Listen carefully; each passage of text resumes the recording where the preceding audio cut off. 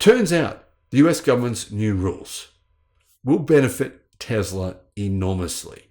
Automakers will have two choices. They either pay the government billions and billions of dollars in fines, or they can buy credits from Tesla at a slightly reduced rate and help Tesla disrupt them in the process. General Motors, they've said that the US government's plan will cost the car industry more than $100 billion. So who do you think is going to get that money? The government are going to get that money from General Motors, from Ford, from Stellantis, from car manufacturers in North America, and they're going to basically hand it out. They're already handing it out. In fact, this situation is so incredibly favorable for EV manufacturers in North America, such as Rivian and Tesla, that I believe American automakers are actually in a bit of trouble. Not just American ones, but probably even more so Japanese automakers. Hello, my friends. Welcome to the channel. It's great to see you. Thank you for tuning in. I'm Sam Evans. I'm the Electric Viking. Welcome to all the new subscribers. Welcome back, everyone else. General Motors used to love the US government. They used to say lots of positive things. Obviously, Mary and Joe Biden were having an affair secretly on the side. If you haven't heard about that, check out my video showing. I'm joking. That never happened. Just made that up. But I'm just making a bit of a funny reference to when Joe Biden said, Mary, you did it, Mary. You electrified the world. Well, now General Motors are very angry about Joe Biden's EV proposition. They say that it's going to really hurt them. It's going to be really bad for them, and they're very concerned. Should they be concerned? Absolutely they should be. Their EV plans are not going to plan, and I don't think they will. I mean, I love General Motors' plans. They're great. If GM can carry out their plans, they'll be fine. Everything will be okay. Clearly, General Motors are not confident that they can carry out their plans. If they were, they wouldn't be saying what they're saying. They're saying General Motors are in fact warning that US emissions rules will cost the industry at least $100 billion in penalties. The Biden administration says, Mary, you electrified the industry, you electrified the world, but now you're wrong. Kind of ironic. NHTSA will release its proposal to hike CAFE requirements for 2027 and beyond on Friday. Reuters reported that GM estimated the automotive industry as a whole could face $100 billion to $300 billion in total penalties from 2027 to 2031. I really honestly think if GM were confident in their plans, facing tens of billions of dollars worth of fines, 2027 to 2031, I mean, surely by 2030, GM will be selling predominantly EVs, right? Right?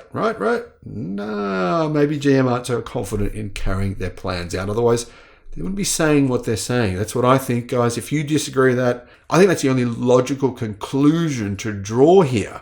However, maybe I'm missing something. I mean, I try to read between the lines. That's part of the point of this channel, not just share the news with you, but I'll sort of read between the lines, and that's what I'm reading. General Motors has warned the Biden administration that it's going to cause GM a lot of pain. Now, it's also probably not too happy that Ford just got a loan of, what was it, about $9 billion US dollars from the government, but GM only got a loan of $2 billion. That's not fair. I mean, come on, that's a $7 billion difference. Maybe they're a bit sad about that too. I don't know. GM executive David Strickland met on July the 17th with White House Office of Management budget officials about the administration's vehicle fuel economy proposal, according to a slide on a White House website. At the meeting, GM estimated the automotive industry as a whole could face $100 billion to $300 billion in penalties, or $1,300 to $4,300 per car from 2027 to 2031. Now, if that were true, let's go with an in-between figure. Let's just go with, say, $2,500. Well, EVs are getting a $7,500 tax credit, right? Plus, you get around $2,000 for the batteries the automakers do if they're made in the US. That's $9,500. Plus, if you're paying $2,500 for your penalties for selling a gas vehicle, that means that an EV is about $12,000 in front. Basically, the government is taking away money from gas guzzlers and cars that pollute and giving it to a new technology. I think that's a good idea. I like it. People often say, EV incentives. No, it's ridiculous. You're just incentivizing the rich to buy an EV. It's not. It's incentivizing a transition to new technology. and technology that will save the White House, the government, billions of dollars. Why do I say that? Well, because they're very well aware. They've seen the news. I mean, they're not idiots. I think so anyway. Some of you may disagree. They're smart enough to know that the pollution from the vehicles being driven in the US is causing the US government billions and billions of dollars in healthcare costs. It is. This is a new area of research that not many people understand, but governments are seeing this stuff from the World Health Organization, and they know this is the future. If we don't move to the future, it's going to hurt us in multiple ways. At the meeting, the National Highway Traffic Safety Administration, which oversees corporate average fuel economy regulations, said that GM's estimate is pure speculation and inaccurate. They're just moaning for the sake of moaning and whining. Well, they didn't say moaning and whining. I added that bit in, but they are moaning and whining because they've moaned and whined a few times since this meeting. The agency will release its proposal to hike CAFE, C-A-F-E requirements to 2027 and beyond on Friday. Sources familiar with the agency's plan said, after the White House signed off on Tuesday. So it's been signed off. GM obviously have had this meeting. I know Toyota and Stellantis have also tried to get the Biden administration to not go through this plan, but the Biden administration have signed off. So, hey, kudos to you guys. Kudos to you, Joe Biden, for just going, no. I don't care if you're saying you're not going to support me to be voted back in. Obviously, the unions are a big part of this. I'm just doing it anyway. So I've got to say big credit for that. A Biden administration official said under one scenario, the automotive industry could face about $3 billion in fuel economy penalties in 2032.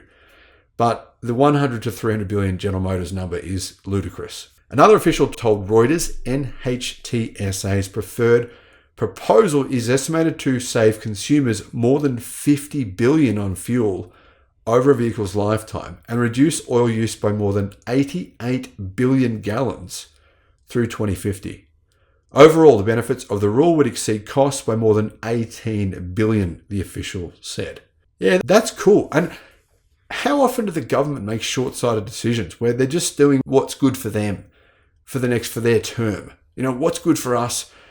How do we stay in power? But I really think the government here they're looking at 2050. That's impressive. And I'm normally quite critical of governments. In this case, hey, you got to take your hat off. Looking at 2050, planning out for the next 27 years rather than for the next election cycle is a huge credit. Probably thinking, hey, hang on a minute, I hate politicians. Yeah, well, hey, kudos. You got to give credit where credit is due, and credit is most certainly due in this occasion. GM, which in 2021 vowed to help the sale of new gasoline-powered vehicles by 2035, said this month it would face compliance challenges under the EV efficiency rules and vehicle emissions regulations. The company said on Thursday it looks forward to further and increased technical dialogue with the EPA and the White House as the rule is finalized. But it was already finalized. Too late. So, sucked in, GM. NHTSA's plan will follow the Environmental Protection Agency's April proposal to tougher 2027 to 2032 standards, requiring a 56% emissions cut that would result in 67% of new vehicles by 2032 being electric. Now, I don't reckon there's going to be many people stupid enough in 2032 to want a gasoline-powered vehicle. There's going to be so much choice by then. There's already a lot of choice. Imagine the choice by then. It'll be at least triple what there is today. A group representing major automakers, including the Detroit Three, wants the EPA to significantly soften its requirements, saying these new rules are neither reasonable nor achievable. Well, they are for Tesla, so that's not going to be so good for you guys if that's what you think. Chrysler parents Stellantis and GM paid a total of $363 million in civil penalties for failing to meet emissions requirements in prior model years. Reuters reported in June, the record-setting penalties include $235.5 million for Stellantis for the 2018 and 19 model years, $128 million for General Motors covering 2016 and 2017. We just don't know what the amounts were for other years, against the company's entire vehicle fleets not meeting the requirements. Automakers pay penalties if internal combustion powered vehicles they sell do not meet standards, or they buy credits from other automakers to meet requirements. They can also sell EVs to help offset vehicles that do not meet requirements. So what does all this mean? Well, guess what? Who do you think they're going to be buying credits from? Yeah, guess what? Tesla makes around $2 billion a year selling credits. The media have been saying for years, those credit sales would dry up and end. Well, they haven't. and it sure as hell doesn't look like they will anytime soon.